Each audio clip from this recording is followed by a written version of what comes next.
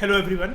मैंने आपको somatic symptom और रिलेटेड डिसऑर्डर्स यानी कि सोमैटोफॉर्म डिसऑर्डर्स का एक इंट्रोडक्शन दे दिया था इलेबोरेट वे में। अब चलो, जो भी मैंने आपको दिक्कतें बताई थी कि डॉक्टर के पास जाकर ये पर्सन कैसे बिहेव करता है, याद रखना, एक इसका बेस ज़रूर याद रखना। मैंने बेस आपको ये बताया था कि मेडिकल रिपोर्ट्स कंफर्मेशन नहीं करती हैं कि इसको बीमारी है। एक्सरे या फिर अल्ट्रासाउंड, ये जो भी बोलेगा कि मेरे पेट में ये है, ऐसा है, वैसा है, दिक्कत ये मुझे हो रही है, मेरा ऑपरेशन कर दो, मेरी सर्जरी कर दो।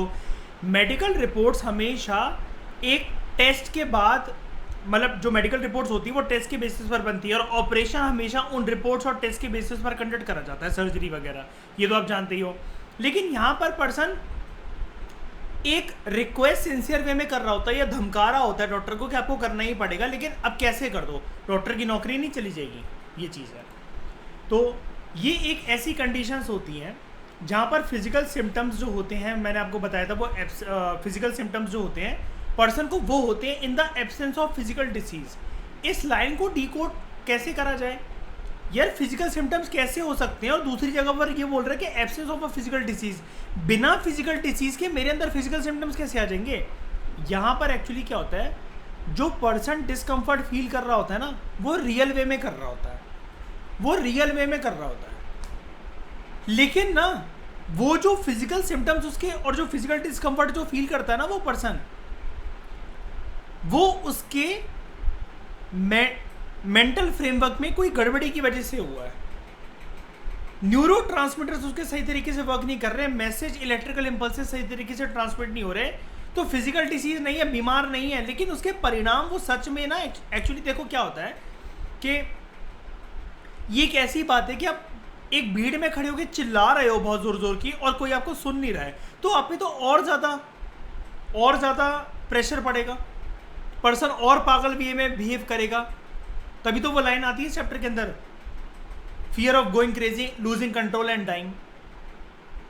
इन डिसऑर्डर्स के अंदर इंडिविजुअल्स को साइकोलॉजिकल डिफिकल्टीज होती है और वो कंप्लेन करता है कि उसे फिजिकल सिम्टम्स ये हो रहा है, वो हो रहा है, लेकिन इसके पीछे डॉक्टर्स इस बात पे परेशान होते हैं कि कोई बायोलॉजिकल कॉज तो बेटा है ही नहीं, रिपोर्ट तो कुछ कह ही नहीं रही है। तुम कह रहे हो मेरे पेट में पत्थर डाला हुआ है, अल्ट्रासाउंड पूरा कर लिया भाई, ऊपर से अल्ट्रासाउंड सिर्फ पेट का होता है, तेरा सर से लेकर पैर तक कर डाला अल्ट्रासाउंड, किडनी पड़ी है बोलो तो वो निकाल लें, पत्थर तो नहीं मिले। अब इसके अंदर अलग अलग डिसऑर्डर होते कौन कौन से, एक होता है conversion disorder, somatic symptom, illness anxiety disorder. तो सबसे पहले बात करते हैं सोमैटिक सिम्टम डिसऑर्डर की, जिसको नॉर्मल भाषा में सोमैटोफॉर्म डिसऑर्डर भी कहते हैं। यहाँ पर ध्यान से सुनना, तीनों के बीच में फ़र्क समझना। सोमैटिक सिम्टम डिसऑर्डर इन्वॉल्व्स एक, ये इसके अंदर होता क्या है, पर्सन जो होता है ना, इसको लगातार बॉडी रिलेटेड सिम्टम्स, इसको ऐसा लगता है कि इसको फील हो रहे हैं।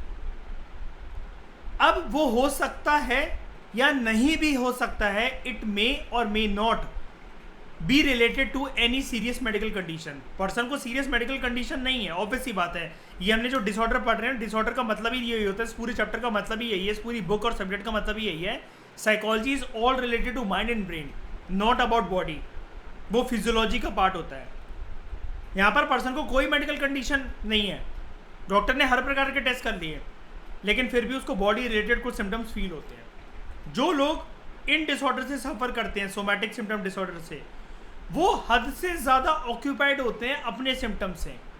लगातार उनके दिलो दिमाग में एक ही बात चलती रहती है, मुझे दवाइयाँ खानी है, मुझे ध्यान से एक कदम संभाल के रख रहे हैं, मेरे पेट में दर्द होता है, मैं करवट लेकर कर लेटूंगा या लेटूंगी तो पता चला जो मेरी बॉडी के अंदर कुछ एक इलनेस है वो बढ़ ना जाए।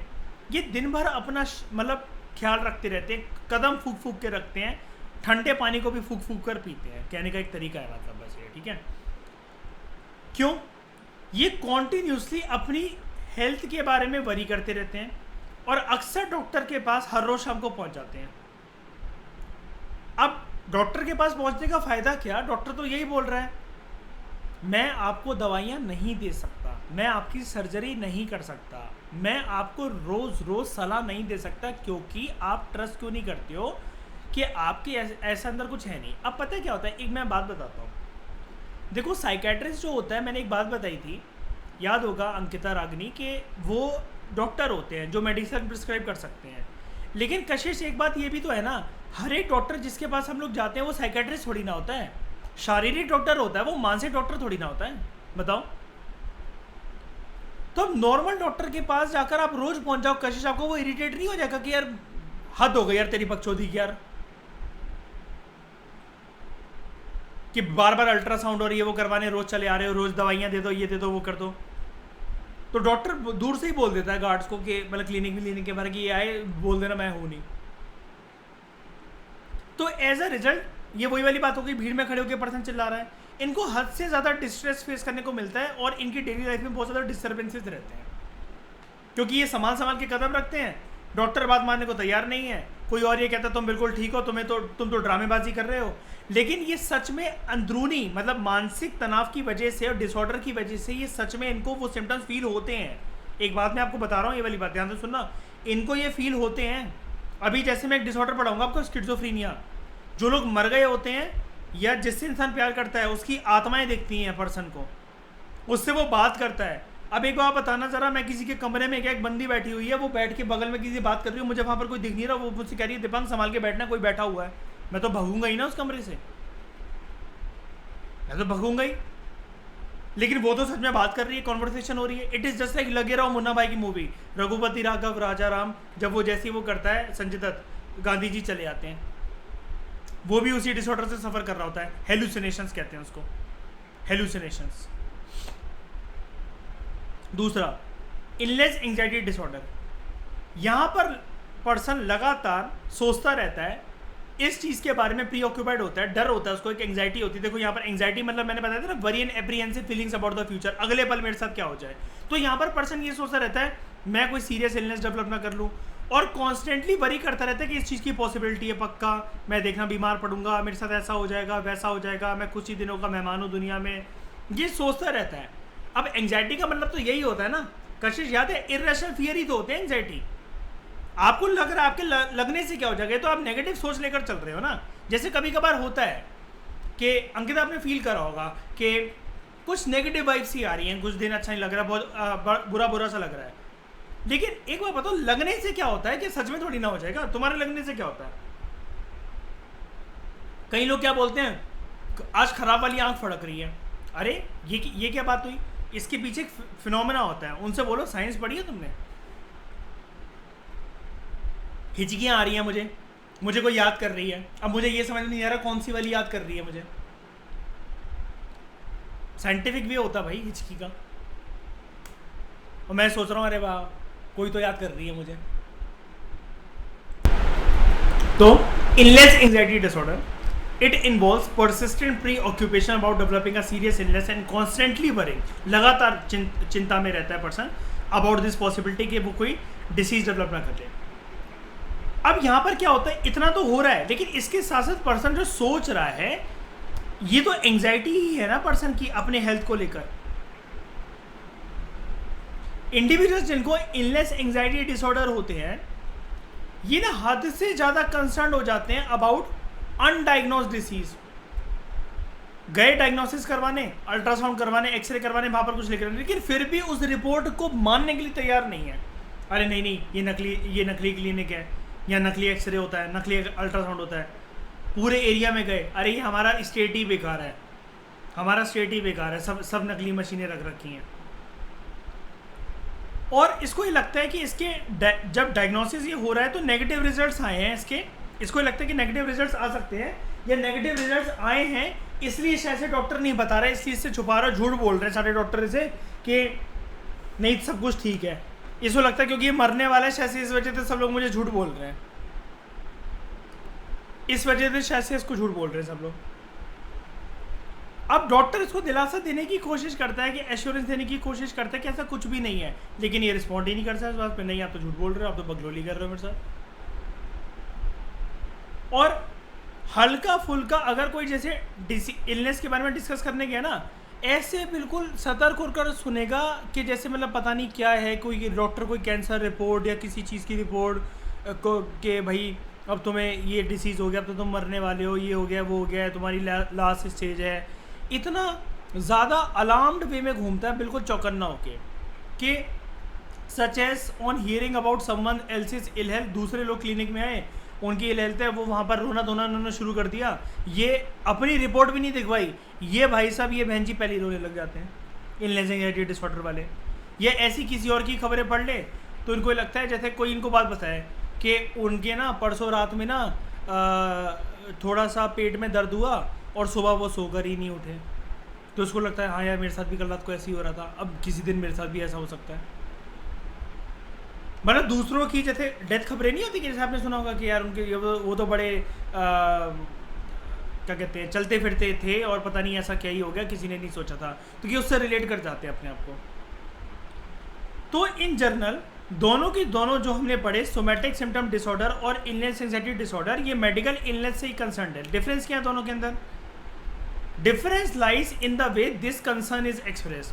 सोमैटिक सिम्टम डिसऑर्डर के अंदर ये पर्सन जो एक्सप्रेशन जो करता है वो फिजिकल कंप्लेंट के अंदर करता है कि इसको हो रहा है, सच में फील हो रहा है, जबकि इलनेस एंग्जाइटी डिसऑर्डर के अंदर यहाँ पर पर्सन को एंग्जाइटी हो रही है कि हो सकता है मेरे साथ इस चीज़ से लेकर यहाँ पर मानसिक तनाव ज़्यादा है पर्सन का।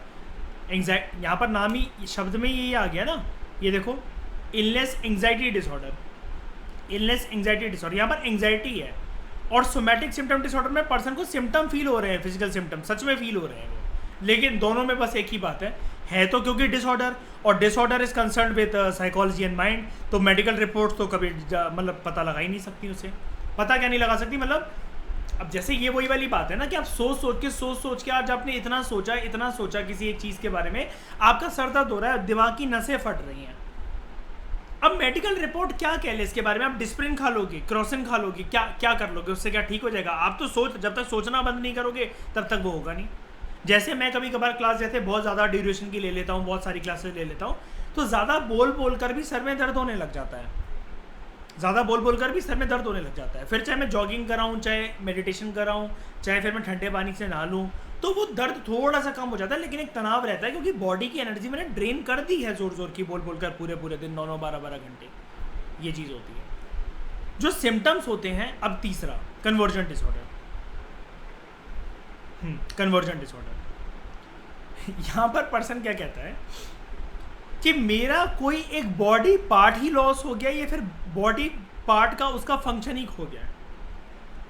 अच्छा वाला चल रहा होगा, मैंने कल बताया था आपके साथ घूम रहा अच्छा वाला पर्सन गिर गया, 6 महीने तक उठने को तैयार नहीं, मुझे पैरालिसिस है, तेरी कसम है, तेरी मम्मी की कसम खा के बोल रहा हूँ, है, मानने को तैयारी नहीं। भाई मेडिकल रिपोर्ट सब कुछ देख रही है कि भैया तुम अंधे नहीं हो, तुम बहरे नहीं हो, तुम गूंगे नहीं हो, तुम्हें डिफिकल्टी नहीं हो रही है वॉकिंग में, तुम ड्रामेबाजी कर रहे हो, लेकिन नहीं दिख रहा मुझे, सच में नहीं दिख रहा, झूठ क्यों बोलूँगा। अब एक बात मैं बता देना चाहता हूँ, यहाँ पर पर्सन ऐसा कह रहा होता है, ध्यान से सुनना मेरी बात, यहाँ पर पर्सन ये कह रहा होता है मैं अंधा हो गया, आई स्पेशलिस्ट के पास गया, वो कह रहा नहीं झूठ बोल रहा था, कुछ भी नहीं हुआ। एक मैं बात बताऊँ, ये ना डिसऑर्डर है। पर्सन जो कंप्लेन कर रहा है ना, केमिकल लोचे की वजह से दिमाग में सच में नहीं दिख रहा उसे, लेकिन साइंस हमेशा मेडिकल रिपोर्ट के बेसिस पे चलती है। जैसे ये वही वाली बात है, अदालत में अगर आपके पास प्रूफ नहीं है किसी चीज़ को बताने के लिए, तो जो अदालत चलती है, जो पूरा का पूरा जो प्रोसीजर चलता है लॉ का, वो तो प्रूफ पे बात करता है, ना कि इमोशंस पे। तो आप केस हार जाओगे चाहे भले ही आप विक्टिम हो। यहाँ पर यही वाली बात है कि यहाँ पर इसको वेरीफाई करने के लिए क्या है भाई, science, laboratories, biology, physics, chemistry, लेकिन यहाँ पर वो चीज़ काम ही नहीं आनी, वो विज्ञान काम ही नहीं आ रहा, क्योंकि ये मानसिक विज्ञान है, और मानसिक विज्ञान हर एक पर्सन का अलग होता है, जिसको हम लोग कहते हैं मनोविज्ञान, साइकोलॉजी।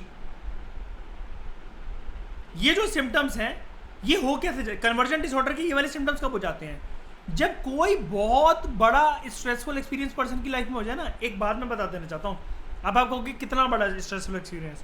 भाई स्ट्रेसफुल एक्सपीरियंस मेरे हिसाब से कोई भी बड़ा नहीं होता, वो सिर्फ लेने के ऊपर होता है, मुझे में एक बंदी मैसेज कर रही है, मुझे तुम्हारे साथ नहीं रहना दिमाग, मैं बोर हो गई तुमसे, मैं किसी और के पास जा रही हूँ। मैं कहूँगा अच्छा है भाई चले जा, मैं वैसे ही बोर हो गया था, मैं तो कब चाह रहा था कि कब ब्रेकअप करे तू, मुझे वैसे ही बोर हो गया, मैं तेरे साथ रह, मुझे अब कुछ नया फ्लेवर चाहिए। अब कोई दूसरा पर्सन होगा, वो पता चला इतनी सी बात में नस काट ले, पूरी ज़िंदगी को अपनी उसी के इर्द गिर्द वो बना ले कि वही मेरा सच्चा प्यार था, मुझ में कोई कमी होगी, ये होगी। तो स्ट्रेस तो मतलब लेने के ऊपर होता है कि आप कितना ले रहे हो और किस इवेंट का ले रहे हो। एक इंसान गया कहीं निकलने के लिए, कहीं वो जा रहा था, उसकी बाइक खराब हो गई, गाड़ी खराब हो गई, मूड खराब कर लिया उसने अपना, मुझे तो नहीं जाना, मैंने इतने अच्छे कपड़े पहने, सुबह से तैयार हुआ, अपनी बीएड कॉम करी, बंदी होगी तो पार्लर गई, तो कुछ बंदियाँ होती है ना कहीं हर इवेंट से पहले पार्लर जाना उनको, तो लेकिन उनके अकॉर्डिंग वर्क नहीं करा, गाड़ी वगैरह काम नहीं करी, तो मूड खराब करने वाली क्या बात है, ओला करके चले जाओ, किसी और के साथ चले जाओ, मेट्रो पकड़ लो। तो ये चीज़ किसी स्ट्रेसफुल इवेंट के बाद एकदम से हो सकती है। डिसोसिएटिव डिसऑर्डर्स, अब इसको डिस्कस करते हैं। डिसोसिएशन को डिफाइन कैसे करा जा सकता है? यहां पर हमारे आइडियाज और इमोशंस के बीच में जो कनेक्शन होते हैं ना, कनेक्शन जो तारबंदी होती है, यानी कि एक बार बताओ, जो मैं कुछ सोच रहा हूं वो मेरे इमोशन में निकलेगा। मेरे को अगर मैं हर्ट हूं, मेरे अंदर ये भावना आ रही है मैं हर्ट हूं, तो इमोशंस तो आएंगे ना, आइडियाज और इमोशन कनेक्टेड होते हैं। इनके बीच में जब तार टूट जाती है, सीवरेंस का मतलब तार का टूट जाना, डिसकनेक्टेड को कहते हैं, कटिंग को कहते हैं। कनेक्शन टूट गया आइडियाज और इमोशंस के बीच में, यानी कि जो मैं सोच रहा हूं वो मैं फील नहीं कर पा रहा, जो मैं फील कर रहा हूं उसके बारे में सोच नहीं पा रहा। ये क्या है?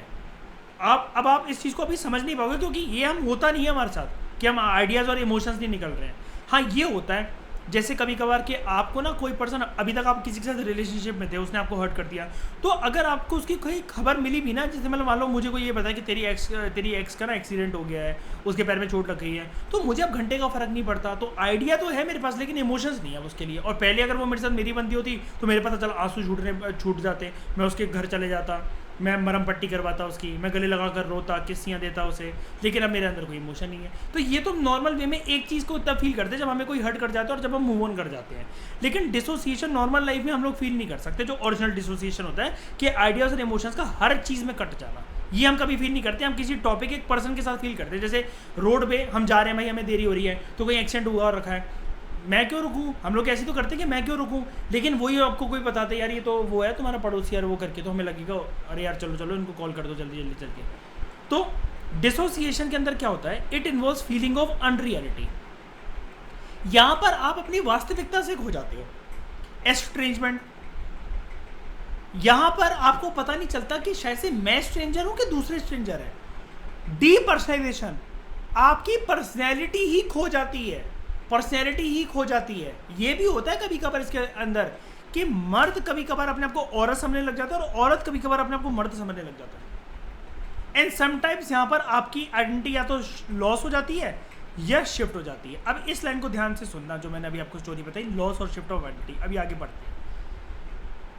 जब, ध्यान से सुनना, जब सडन टेम्पररी ऑल्टरेशन जब आपकी कॉन्शियसनेस की हो जाती है,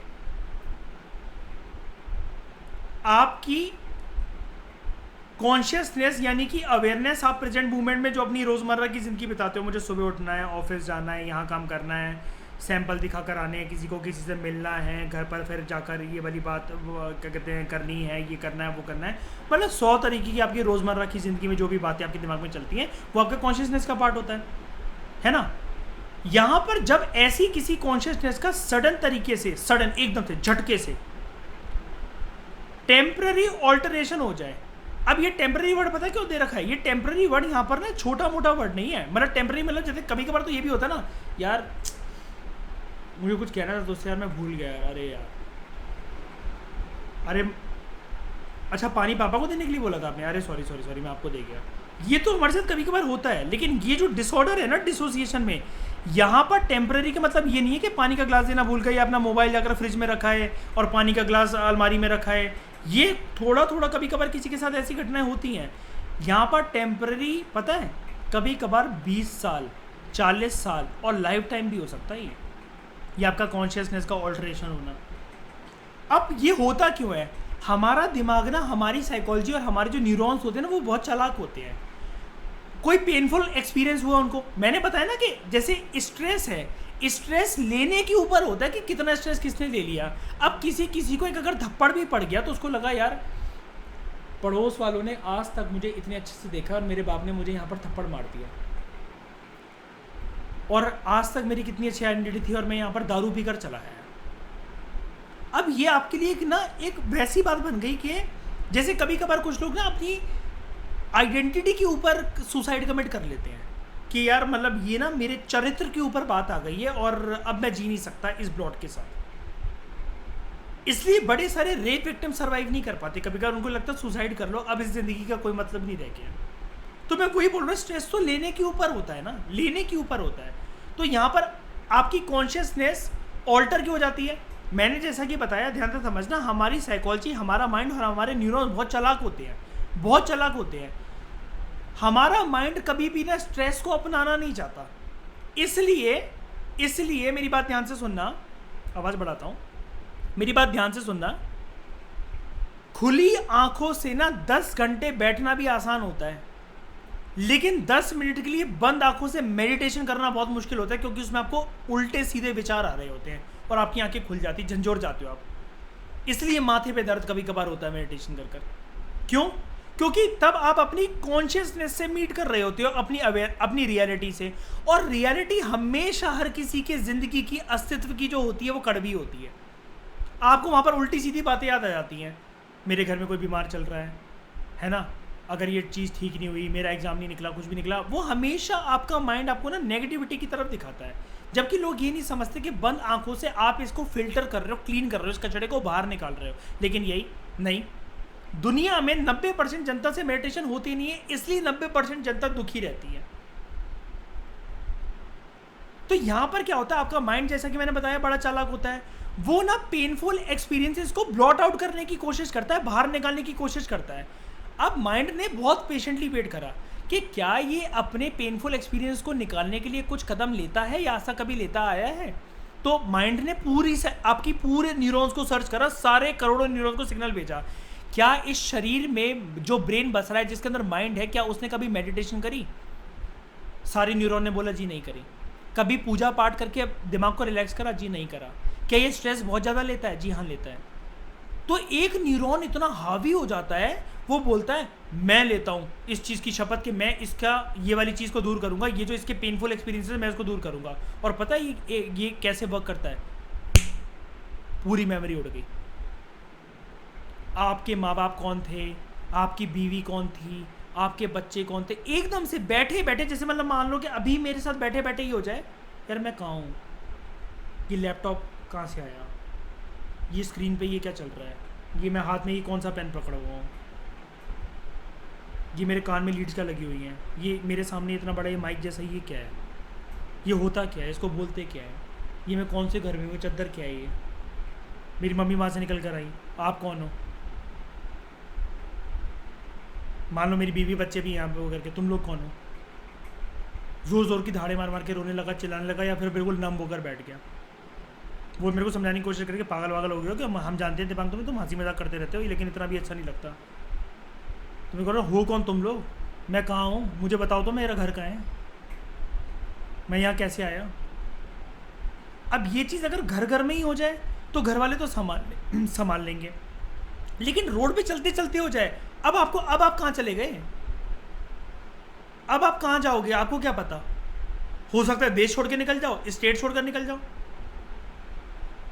जो मैंने बताया आपको, हो सकता है वो दिल्ली से निकले और अंडमान निकोबार आइलैंड पहुंच गए हो, क्योंकि पर्सन तो समझ ही नहीं पाता ना। अब ये कहना बहुत आसान है कि यार लोग आपको वो बोल देंगे, वो कर देंगे, लेकिन रियल दुनिया में जब आप किसी से ऐसी बात, जैसे यार एक बार बताओ, रोड पे अगर मुझे कोई रोक ले, भैया यार मैं जानता ही नहीं हूँ मैं कौन हूँ, मैं क्या हूँ, तो मैं कहूँगा ये फ्रॉड है, पैसे वैसे लूटने के चक्कर में, चल आगे बढ़ जा। हिंदुस्तान का आदमी तो ऐसी बातें करता है ना। कभी किसी की ये समस्या रोड पे सुनूंगा मैं अनजान आदमी की, कोई मुझे तो लगेगा लूटपाट करने ही आया है, अभी हिप्नोटाइज करके सारे पैसे ले लेगा, अंगूठियाँ उतरवा लेगा। कि भैया मुझे समझ में नहीं आ रहा कि मैं यहाँ रेलवे स्टेशन पे कर क्या रहा हूँ, मुझे जाना कहाँ है, मैं हूँ कौन, आप जानते हो मुझे, ये मेरा पर्स है, इसमें सिर्फ पैसे पड़े हुए हैं, वो करे हुए हैं, आप मुझे जानते हो। तो इसको कहते हैं हम लोग डिसोसिएटिव डिसऑर्डर्स, के आप अपने आप से डिसोसिएट हो गए। एसोसिएट का मतलब क्या होता है, मैं किसी के पास जाके जुड़ गया, मैंने किसी को अपनी गर्लफ्रेंड बना लिया, अपनी बीवी बना लिया। डिसोसिएट मतलब उससे रिश्ते मैंने बर्खास्त कर दिए, दूर हो गया मैं। यहाँ पर पर्सन किसी और से दूर नहीं हुआ है, अपनी ही पर्सनैलिटी से दूर हो गया है। अब यहाँ पर इसके बड़े सारे ये डिसऑर्डर्स होते हैं, ये डिसोसिएटिव डिसऑर्डर्स होते हैं, तो इसके अलग अलग प्रकार होते हैं। एक होता है डिसोसिएटिव एमनीशिया, दूसरा होता है DID, डिसोसिएटिव आइडेंटिटी डिसऑर्डर, एक होता है डीपर्सनलाइजेशन या जिसको कहते हैं डी रियलाइजेशन डिसऑर्डर। तो चलो इनके बारे में जानते हैं हम लोग। डिसोसिएटिव एमनीशिया, इसको सुनना ध्यान से, यही है वो। डिसोसिएटिव, अब आपने ये समझ लिया ना। पहले मुझे एक बात बता दो कि ये जो हमारा कॉन्शियसनेस क्या कर रहा है, ये हुआ क्यों एकदम से चलते चलते पेनफुल एक्सपीरियंस को बुलाने के लिए, क्योंकि उसने देखा आप कभी शांत तो हुए ही नहीं, कुछ ऐसे कुछ करते ही नहीं हो जिसकी वजह से आप शांत हो जाए, और ये स्ट्रेस बहुत बढ़ते चले जा रहा है। तो आपकी साइकोलॉजी ने खुद ही जिम्मेदारी ले ली कि चलो इस इवेंट की वजह से ये सब हुआ है ना, और इस इवेंट अगर चलो भूल भी जाओ, जैसे मतलब मान लो, एक बार बताओ, लोग कहते हैं यार मुझे कुछ ऐसा बता दो कि मैं अपनी बंदी को एक्स को भूल जाऊँ, ठीक है, चलो मैं उसको भूल गया, लेकिन उसके साथ और भी तो कहानियाँ कनेक्टेड हैं कि उस एरिया में जहाँ पर उसका घर है, मैं वहाँ जाऊँगा तो मुझे फिर से याद आएगी। जो उसके दोस्त थे, अगर वो मेरे कॉमन फ्रेंड है, मैं उनसे मिलूंगा, मुझे फिर से याद आएगी उसके बारे में कि यार क्या हुआ उसका, आजकल कैसी है वो, क्या है, अगर किसी ने नाम ले दिया तो। अगर मैं अपने घर वालों से मिला और मेरे घर वाले उसके घर वाले दोस्त हैं, तब मुझे याद आएगी। तो यहाँ पर साइकोलॉजी पता क्या करती है, वो कहती है, वो पूरी ना चेन ढूंढती है न्यूरॉन्स की कि कहाँ उस पर्सन की छाप है जिसकी वजह से स्ट्रेस हो रहा है। अब उसने देखा यहाँ पर तो स्ट्रेस घर वाले मोहल्ले वालों की वजह से हो रहा है। अब एक बार बताना जरा, मैंने सोशलाइजेशन के तुम लोगों को एजेंट्स बताए थे, पेरेंट्स, टीचर, फ्रेंड्स और अदर सिग्निफिकेंट पर्सन। तो यानी कि आपकी पूरी जिंदगी जब से आप 1 साल के थे तभी से तो माँ बाप वगैरह वो जुड़े हो, क्योंकि आप अगर माँ बाप ने थप्पड़ मारा तो वो इवेंट भूल जाओगे, लेकिन माँ बाप को याद करोगे तो दोबारा वो हो जाओगे। तो सोचो जरा, कभी कभार हमारी कॉन्शियसनेस कितनी डिस्ट्रक्टिव बन जाती है। उसने पूरी ही मेमोरी, पूरा डाटा अरेंज कर डाला, उसने कहा डाला कंप्यूटर ही फोड़ डालो साला, नया कंप्यूटर बनाते हैं। तुम्हारी शरीर चलेगा लेकिन दिमाग से हार्ड डिस्क गायब कर दी। और ये एमनीशिया वाला डिसऑर्डर ना किक मूवी में दिखा रखा है, जो सलमान खान झूठी नौटंकी कर आता है, जैकलीन फर्नांडिस के घर रहता है, तो वो उसका बाप बड़ा खुश नहीं होता, पूरी हार्ड डिस्क उड़ गई इसकी। अरे वाह, हमेशा वो पूछता नहीं रहता फिर जब जैसे वो नौटंकी करता, डू आई नो यू, क्या मैं आपको जानता हूं। तो डिसोसिएटिव एमनीशिया क्या होता है, यहां पर ना ध्यान से सुनना, बहुत ज़्यादा एक्सटेंसिव, मतलब लंबी चेन की मेमोरी आपकी इरेज हुई होती है, लेकिन सिलेक्टिव लॉस हुआ होता है आपकी मेमोरी का। सिलेक्टिव लॉस मतलब कैसे, अब उस वाले केस में जो मैंने आपको केस बताया उसका क्या है, यहाँ पर सिलेक्टिव लॉस होना था कैसे, पेरेंट्स का इवेंट भूलना था, थप्पड़ भूलना था, और गली मोहल्ले वालों के सामने जो बदनामी हुई वो भूलनी थी। लेकिन यही तो मेरी ज़िंदगी थी, यही उसी गली में मैं बड़ा हुआ, वहीं मेरे दोस्त हैं, वहीं गली वाले हैं, और मेरे माँ बाप तो हैं ही जब से मैं पैदा हुआ मेरे साथ। तो यहाँ पर सिलेक्टिव मेमोरी लॉस का मतलब, उसने देखा कि मेमोरी की ये जो न्यूरॉन की चेन है तो लास्ट तक कनेक्टेड है, इसमें से अगर 1-2 इवेंट इरेज भी हो जाए तो मोहल्ले में जाऊंगा फिर याद आ जाएगा, यार इन्होंने भी मेरी बदनामी देखी होगी। तो यहाँ पर जो इवेंट हो ही ऐसा गया था ना स्ट्रेसफुल, तो पूरा का पूरा डेटा हार्ड डिस्क उड़ गई। ना वो गली याद रही, ना माँ बाप याद रहे, ना मोहल्ला याद रहा, ना स्टेट याद रहा, क्योंकि उस स्टेट में जाऊंगा तो दोबारा याद आएगा, घर याद आएगा, ना घर याद रहा। But selective memory loss that had no organic cause, और इसके पीछे कोई ऑर्गेनिक कॉज नहीं होता कि आप ये सोचो कि पर्सन को सर में इंजरी लग गई, किसी ने हथौड़ा मार दिया, नहीं जी, चलते चलते मेमोरी गायब, हार्ड डिस्क क्रैश। शरीर है आपका, ब्रेन अभी आपके पास है, लेकिन अब दोबारा 0 लेवल से आपकी मेमोरी बनना स्टार्ट होगी। सोचो जरा, जैसे आप पैदा हुए थे जिस दिन, उस दिन से। तो पर्सन के दिमाग में अब ये भी उसको समझ में नहीं आता कि स्ट्रेस जैसी चीज होती क्या है, मैं कौन हूं, मैं कहाँ हूं, मेरे को जाना कहाँ है, मेरा घर क्या है, भाई साहब आप मुझे जानते हो क्या, प्लीज़ मेरे घर तक पहुँचा दो, मुझे बता दो। तो पर्सन रोते रोते ऐसे ऐसे करते वो करके, और किसी गलत आदमी के हाथ लग जाए तो फिर वो गलत जगह जाकर धंधा करवाएंगे, कुछ करवाएंगे कि तुम तो हाँ यहाँ रहते थे, तुम ना इस होटल में मतलब ये करते थे, झाड़ू पोछा लगाते थे, ऐसा करते थे, कहने को उस पर्सन से कुछ भी कह लो। Some people cannot remember anything about their past. इसमें ये होता है कि अपने पास के बारे में कुछ भी नहीं जानते, ना माँ बाप का नाम, ना टेलीफोन नंबर, उनके बहन कौन, भाई कौन, गली कौन, मोहल्ला कौन, स्कूल कौन, स्टेट कौन, वो खुद कौन। और दूसरे जो लोग होते हैं वो स्पेसिफिक इवेंट्स रिकॉल नहीं कर सकते, लोगों को रिकॉल नहीं कर पाते हैं, प्लेसेस को रिकॉल नहीं कर पाते हैं, ऑब्जेक्ट्स को रिकॉल नहीं कर पाते। उनको कभी कभी ये भी नहीं पता होता, अच्छा ये पेन है, ये माइक है, अच्छा इसको लैपटॉप कहते हैं।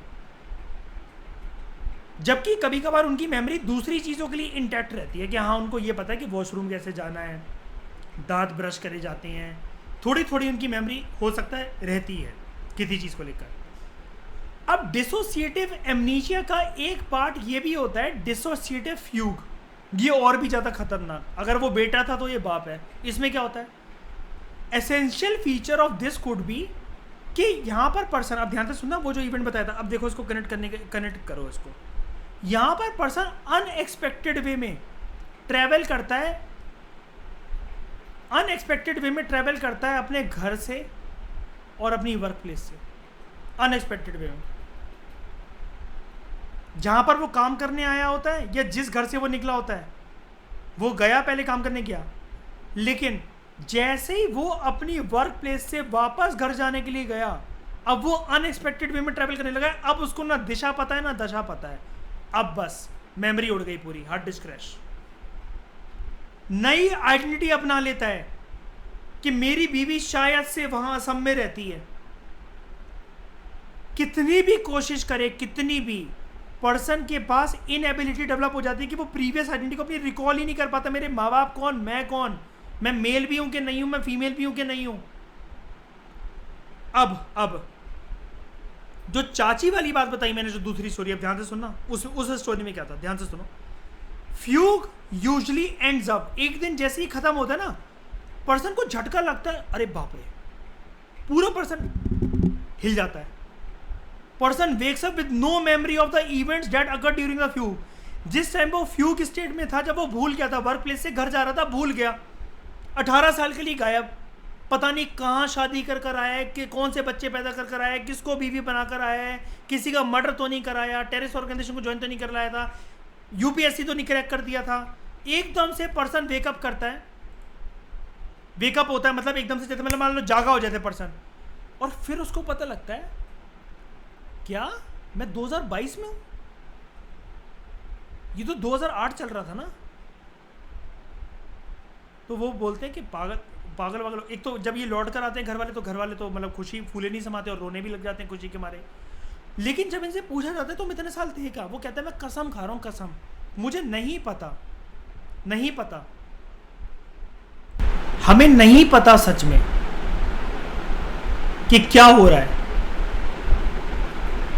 ये क्या हो रहा है हमारे साथ। और मतलब अभी तो नहीं, अभी तो हम वापस आ गए हैं। जब उस इवेंट में थे, मतलब आप जो कह रहे हो कि 18 साल से गायब थे, तो कसम मुझे तो कल याद आया कि मेरा घर वहाँ पर, मैं इसलिए लौट कर आ गया।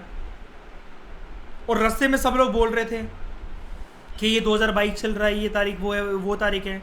वो कहता है कल तो 18 जुलाई थी ना, और आज अगस्त चल रहा है, और वो भी 2022। तो कहता है मैं घर आके तुम लोगों से पूछना चाहता कि शायद से दुनिया में सब लोग मेरा काट रहे हैं, मजाक, हंसी मजाक कर रहे हैं मेरे साथ। तो वो घर वाले पूछते नहीं ये बात सच है, और तुम इतने 18 साल से गायब थे, तो तुम कर क्या रहे थे, तुम थे कहाँ, और तुम चले कैसे गए थे उस दिन घर से। तो ये कहता है कि मैं मम्मी आपकी कसम खा रहा हूँ, मैं आपके सर पे हाथ रख के, बहना मैं तेरी कसम खा रहा हूँ, मुझे नहीं पता कि मैं कहाँ था, क्या था। मुझे तो अभी याद आया है, मैं एकदम से कल सुबह मुझे याद आया कि पता नहीं शायद से मैं कहीं सो गया था या कहीं डला हुआ था। तो कहता है मुझे पता नहीं चला कि मैं राजस्थान कैसे पहुंचा हुआ था, तो एकदम से मुझे याद आया कि मैं पता नहीं यहाँ पर कैसे आ गया, और मुझे कुछ याद नहीं आ रहा, सर में दर्द हो रहा है यार बात को याद करके। तो मैं एकदम से आ गया, फटाफट मैंने ट्रेन पकड़ी कि पता नहीं क्या बात हो गई, और मैं आ गया यहाँ पर करके। मुझे तुम लोगों का फ़ोन नंबर याद आया, इसलिए मैं तुम्हें फ़ोन लगाया मैं फ़ोन लगा रहा था, तो फ़ोन किसी का लग ही नहीं रहा था। क्यों? क्योंकि उसको तो 18 साल पुराने नंबर याद है। तब तक तो लोग कितने बार सिम चेंज और लैंडलाइन नंबर बदल लेते हैं। This disorder is often associated with overwhelming stress. ये क्या होता है, पर्सन कोई बात इतनी गहराई से स्ट्रेस में लेके कि न्यूरॉन्स का भाई साहब धज्जियाँ उड़ गई, तो उसने हार्ड डिस्क की क्रैश कर दी। कैसेट आती थी पहले ज़माने, अभी थोड़े टाइम पहले आपने देखा होगा वो उसमें रील घूमती थी, अगर आपने वो निकाल दी, वो ब्राउन कलर की जो रील होती थी, अगर वो आपने निकाल दी, अगर पूरी की पूरी कैसेट बेकार। यही होता है पर्सन के साथ। इसलिए कहते हैं, मैं इसलिए समझाता हूँ कि मेडिटेशन वगैरह ये सब करना बहुत ज़रूरी होता है, बहुत ज़रूरी होता है। ये माइंड जिसका काल्म नहीं है ना, ये सब होने में टाइम नहीं लगता, और आपको नहीं पता कि कौन सी पीढ़ी का जीन आपके अंदर आके डीएनए वो डिसऑर्डर वाला उतर गया हो और आपको हो जाए। इसलिए ना किसी को स्ट्रेस दो, ना खुद लो। दूसरा DID, डिसोसिएटिव आइडेंटिटी डिसऑर्डर, जिसको मल्टीपल पर्सनालिटी डिसऑर्डर भी कहते हैं। यहाँ पर पर्सन एक टाइम के अंदर गे है, कभी वो लेस्बियन है, कभी वो मेल है, कभी वो सेक्स करता फिरता है, कभी वो प्रोस्टिट्यूट बन जाती है, कभी वो पूजा पाठ करने लग जाती है, कभी वो बहुत पीसफुल है, कभी वो बहुत एग्रेसिव है। अलग अलग प्रकार के डिसऑर्डर, कभी वो हंस रहा है, कभी वो रो रहा है, कभी वो चिल्ला रहा है। इसको हम लोग बोलते हैं मल्टीपल पर्सनैलिटी। और ये सबसे ज़्यादा ड्रामेटिक डिसऑर्डर है सारे डिसोसिएटेड डिसऑर्डर में। मतलब ऐसा लगता है कि पर्सन ड्रामा कर रहा है, जैसे स्टेज प्ले कर रहा है। जैसे ये वाली चीज़ आपने हाउसफुल में देखी होगी, या फिर DID का कुछ कंपोनेंट ना मंजुलिका के अंदर भी होता है। वो एकदम से बेड उठा लेती है, कैसे नहीं जाने दोगे मुझे, सिद्धार्थ से बोलती है अपने हस्बैंड से। पहले पार्ट की बात कर रहा हूँ मैं, भूल भुलैया 1 की, अक्षय कुमार वाली। एकदम से बेड उठा लेती है और एनर्जी खत्म, एकदम से बेड जैसी उठाती है तो फिर वो रोने लग जाती है कि अभी मैंने क्या करा। तो ऐसा लगता है कि पर्सन जैसे ड्रामा कर रहा हूँ। ये क्यों होता है? It is often associated with traumatic experiences in the childhood. याद है अवनी को भूत प्रेतों की कहानियां सुनाती थी उसकी दादी, माँ बाप का बचपन डाइवोर्स हो गया था, तो जब वो बोर्ड का पेपर लिख रही थी विद्यावालन, उस मूवी में दिखाया जाता है, तो वो वहाँ से पेपर को फाड़ के भागती है और उसके पापा ज़बरदस्ती उसे उसके दादी के पास रहना पसंद होता है और वो अमेरिका ले जाते हैं उसके पापा उसे। तो ट्रोमेटिक, माँ बाप का प्यार मिला नहीं, दादी के पास रहना था, दादी के पास रहने दिया नहीं, और देश को छोड़कर जाना नहीं था। तीनों वो घटनाएं हुई जो लड़की नहीं चाहती थी उस मूवी के अंदर। तो बड़े होकर क्या हुआ? वो गुस्सा बाहर निकला। In this disorder person alternative personalities adopt कर लेता है जिसके बारे में वो अवेयर नहीं भी होता है। अब मंजुलिका क्या अवेयर थी कि वो मंजुलिका है? जी नहीं। उसको बहुत एक एंथुसियाज्म वो लगता था, उसको ना उससे सिंपैथी हो गई थी कि मंजुलिका जो नाचने वाली थी, राजा ने कैसे उसका मर्डर कर दिया और उसके लवर का। तो वो एक ड्रामेटाइज वे में मंजुलिका का कैरेक्टर अडॉप्ट करने की कोशिश करती थी कि ऊपर जाके घुंघरू पहन के नाचना और वैसे वो करना, और उसके टोन में वो अखड़पन, जब वो बात करते हुए, जब जैसे अक्षय कुमार बाहर से दरवाजा लगाते और वो चल रहा है कि मैं राजा, तो वो बाहर से बोलती थी, है ना, कितनी तगड़ी आवाज में वो बोलती थी। क्यों? क्योंकि गुस्सा कि तूने मेरे लवर को मारा है। तो ये खुद पर्सन आइडेंटिटी अडॉप्ट करने की कोशिश कर रहा है कि मैं तेरा बदला लूंगा। मतलब मंजुलिका उस मूवी में ऐसा दिखाया, एक एस्पेक्ट दिखाया है, लेकिन पर्सनैलिटी तो चेंज हो गई ना। वो कितनी प्यारी सी अमेरिका से बहू बनकर आती है उनके खानदान के वो करके, इस चीज़ के लिए आई थी कि वो 2:30 बजे रात को क्या कहते हैं ड्रेस पहन के घूमे और इतनी भारी आवाज़ में मंजुलिका बनकर घूमे। वो नहीं ना, लेकिन वो अवेयर ही नहीं है इसके बारे में, वो अवेयर ही नहीं है। वही कहती है मैंने तो कुछ करा ही नहीं ऐसा। वो अपने आप को आग लगा लेती है, फिर राधा का नाम लगा देती है। वो कल को कुछ करती है, फिर राधा का नाम लगा देती है, और घर वाले समझते हैं कि राधा पागल है, अमीषा पटेल, और उसको कमरे में बंद कर दिया जाता है। लास्ट, डीपर्सनलाइजेशन या फिर डी रियलाइजेशन डिसऑर्डर। यहां पर पर्सन की ना एक ड्रीम लाइक स्टेट होती है, जैसे वो सपनों में रह रहा हो, जहां पर person has a sense of being separated from self and from reality. Person अपने आप से भी खो गया और अपनी रियलिटी से भी खो गया है। ये कुछ कुछ मिलता जुलता है ऊपर वालों से, क्योंकि देखो है तो ये सारे के सारे डिसोसिएटिव डिसऑर्डर्स ही ना, तो बस हल्का फुल्का ही फर्क होगा। बात तो वही है, बस कैटेगराइजेशन करनी होती है साइकोलॉजिस्ट को, इसलिए वो डाल देते हैं। यहाँ पर होता क्या है, डीपर्सनलाइजेशन के अंदर there is the change of self perception, अपने परसेप्शन में चेंज हो जाता है। Person sense of reality is temporary lost और चेंज। वो रियलिटी जो उसकी होती है टेम्पररी तरीके से लॉस्ट हो जाती है, वो चेंज हो जाती है, और उसका सेल्फ परसेप्शन चेंज हो जाता है। सेल्फ परसेप्शन मतलब कैसे, यहाँ पर ये अलग कैसे है बाकी दोनों ऊपर वाले डिसऑर्डर से। ये आप कहोगे ये तो कुछ वैसे ही वाला लग रहा है, ये डिसोसिएटिव एमनीजिया और फ्यूग जैसा। यहाँ पर पता है क्या है, सेल्फ परसेप्शन मतलब जैसे कितना आपको अपने आप ना बहुत होशियार हुआ करते हो। मान लो आप बहुत होशियार हो, आप टॉपर हो, आप क्या कहते हैं IAS के इंटरव्यू तक पहुँच रखे हो। अगर ये डिसऑर्डर हो जाए ना, तो पर्सन को कितना भी कोई बोल ले कि तुम कर सकते हो, तुम्हारे अंदर ये चाहत है, तुम्हारे अंदर टैलेंट है, तुम्हारे अंदर स्किल है, लेकिन उसका सेल्फ परसेप्शन ही चेंज हो गया। सेल्फ परसेप्शन ही चेंज हो गया, नहीं मैं नहीं कर सकता, नहीं मैं नहीं कर सकता।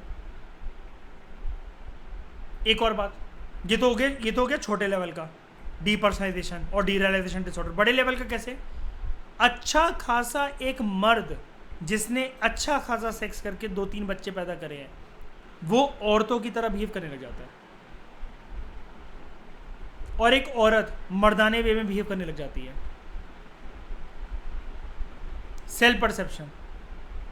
और यहां पर ये इस कदर तक जा सकता है, इस कदर तक कि women can go for the transformation to have a penis and male should have a vagina. इस कदर तक सेल्फ परसेप्शन हर्ट हो सकती है यहाँ पर, इस कदर तक।